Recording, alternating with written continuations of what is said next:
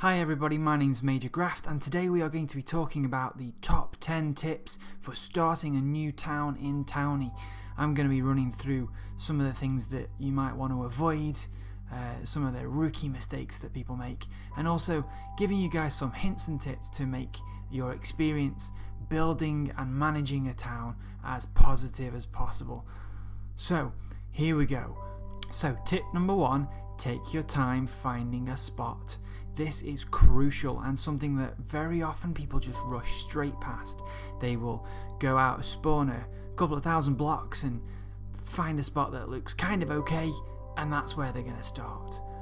I am going to encourage you guys, take your time, even if it means 10, 20, 30 minutes exploring, trying to find that perfect spot. It really is worth it. You're going to be there for a long, long time. Obviously, the other advantage to going further out away from spawn is that you are less likely to be close up to other towns, which honestly becomes a real issue towards the end of a server life because things get really cramped. So, have an idea. What are you looking for? What biome? What kind of terrain? What features? Are you looking for a river? Are you looking for an ocean? Are you looking for mountains? Any combination of those? Really think carefully and take your time finding the perfect spot. So, tip number 2, I really suggest picking a theme for your builds. It really makes things much easier as you're expanding your town, as it gets larger, especially if you've got lots of builders in the town. If you've got a theme picked out from the beginning, then it will make everything easier to manage. It can be anything you like. You can do futuristic, you can do the fairly traditional fantasy medieval builds, you can go all out crazy with alien builds, or futuristic or modern or renaissance, anything you like. Be as creative as you can possibly be, but stick to a theme. So guys, here's number 3.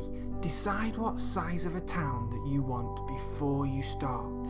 Now, things can be very different depending on whether you want to build a town that's just you and a few friends, or whether you want to have a town that really invites hundreds and hundreds of people in and can expand to being an enormous town. But if you've got an idea of what you're going to do early, you can really help to shape your town. Obviously, if you have less people, you're going to have less plot claims, so you're going to have to keep things a little bit more compact. That will really help you if you know that when you're planning. Conversely, if you're planning a super mega town, then you know you can spread out. You're going to need many more plots. You're going to need much more transport maybe around the town. You're going to need bigger areas, communal areas around the town as well. So, on to number 4, and I think this may just be one of the most important things, and that is decide on your town rules really early on. It doesn't have to be a long list of rules, it doesn't need to be over the top, but the sooner you get your rules set, what you expect of your town members, the better your experience is going to be. Get them up on a board, make sure everyone reads them before they agree to join your town, and you will find you will get much less arguments, much less misunderstandings, and it will make your experience of managing a town much better. There is nothing worse than when someone starts building something and you see it several days later and think, oh my word, what is that? How am I going to tell them that they need to knock it down? If you set your standards straight away, there's much less chance of that misunderstanding happening and that awkwardness that comes with it. Now, on to number 5. This is where we start to make some specific decisions about the nature of your town, and the first thing you need to think about is, are you going to have plots or not? That might sound like a strange question, but what you need to think about is, are you going to have a 1 plot per person building or 2 plots per person building, and they can only build in that area? Or alternatively, are you going to allow people to build wherever they like in a town? Now, I think most people that start a townie, we'll start with plots. I've done it both ways in the past, and I really enjoy when you're doing a small town being able to give everyone complete build permissions and letting them go crazy if you trust them as builders and you have a shared vision. If not, then guys, stick to plots. Again, it will save the arguments. If everyone has their own plot, they can do what they want in it, and they're not going to interfere with other people's plans or your plans as a town mayor. Number 6, another decision to make. Are you going to build flat plots, or are you going to go with the terrain? Now, I have a real obvious preference here. I love keeping it natural, using the terrain, but that's me. You may find it much easier to flatten things out, do a lot more flattening the terrain to make those plot layouts much easier, keeping plot borders and roads between plots much more straightforward. Honestly though guys, you're in a world, it's been generated just for you.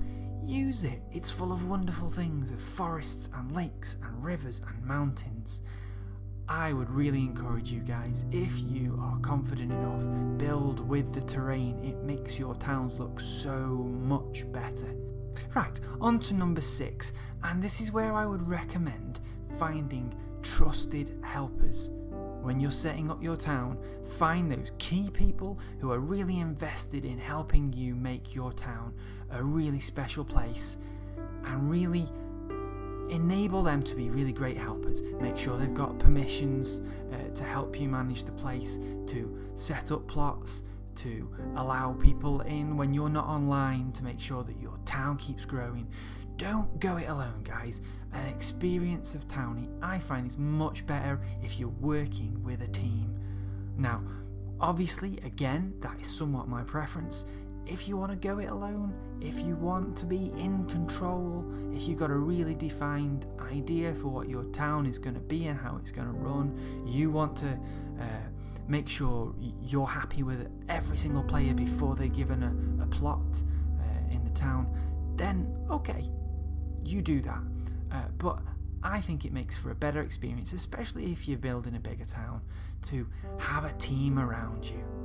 Now, number 8 is a small but very important one, and this may be different on other townie servers. Obviously now I am talking specifically about the townie server that I play on, Shadow Kingdom, but this is fairly similar amongst most townie servers. It's going to cost money to run your town. Keep an eye on that, especially when you're setting it up. The amount of times I've seen someone start up a town and immediately have it be lost because they've not put enough money in to keep it going.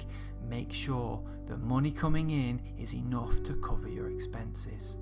Now, that means make sure you've got a couple of people to join early on so that you've got tax income coming into your town. It makes that much less pressure on you. You don't have to be out there mining, working, earning money to put all that money in yourself straight away.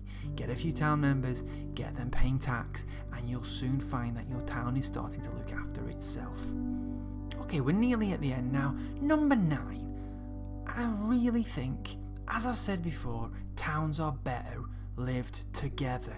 And one of the best ways that you can encourage your town to be a real communal space where people are working together, building together, having fun playing the game together, is to plan for some communal buildings in your town. Try and provide those basics for all your players. If you can make sure that there's some farming area so that people can get basic foodstuffs.